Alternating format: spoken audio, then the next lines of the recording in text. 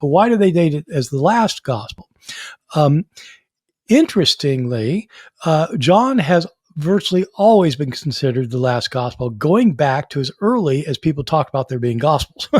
Clement of Alexandria, for example, around the year 200, is quite definite that John wrote his last, and so is always known to have been last.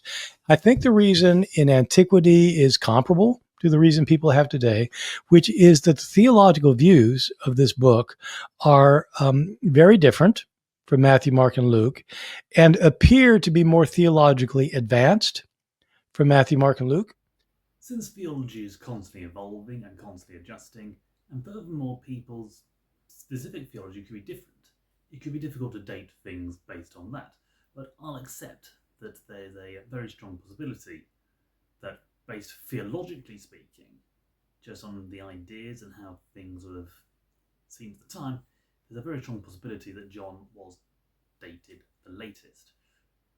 Furthermore, if we add the fact that he probably would have been able to learn to write, or at least have access to a scribe who would have possibly stuck around him, helped him write other things later on, we start to see that John's Gospels and his later writings could potentially be much later than the rest of the Gospels.